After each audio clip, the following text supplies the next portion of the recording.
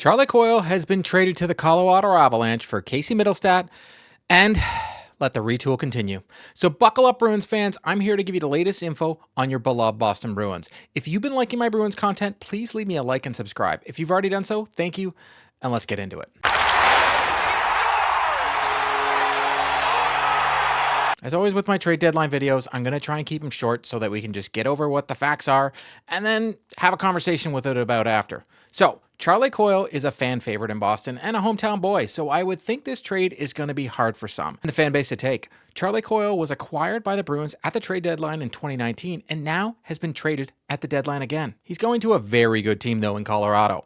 Coyle is 33 years old and has 1 year remaining at $5.25 million. In 64 games this season with the Bruins, he has 15 goals and 7 assists for 22 points, which isn't the best for him, but let's be honest here, the whole team is struggling. He struggled this season, like many on the Bruins team, and has played wing and center during the season. Last season, he had 60 points, with 25 of them being goals, but this season, he's looked slow and struggled at times to defend in his own zone. He really hasn't looked like himself this year. Rumors earlier in the week suggested the Bruins could move him, and now they have. In return, the Bruins acquire Casey Mittelstadt, who is 26 and has 2 years left on a $5.75 million per year contract.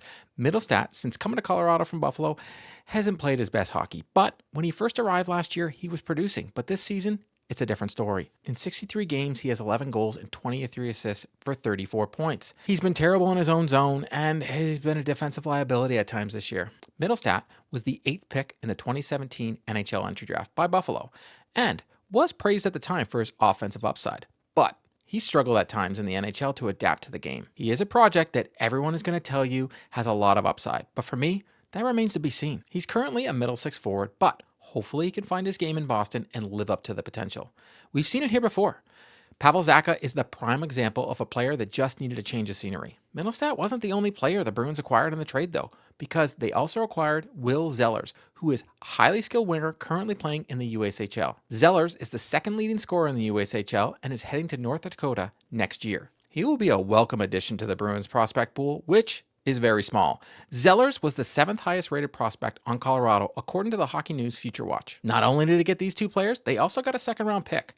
The Bruins got a lot for Coyle, so I'm happy to see that. As a fan, I'm sad to see him go, but this is what's best for the Bruins right now. They get a player in Mittelstadt that can jump into the lineup now, and they get Zellers, who is a top prospect now in the Bruins system, plus a second round pick. If you look at the Bruins prospect pool, Zellers is probably one of the top 3 that they have right now. The trade of Coyle shows the new direction the Bruins are going in now, with acquiring speed and skill in the last 2 trades. They have gotten a heck of a lot younger as well. I want to hear from you though, and your thoughts on the trade of Charlie Coyle.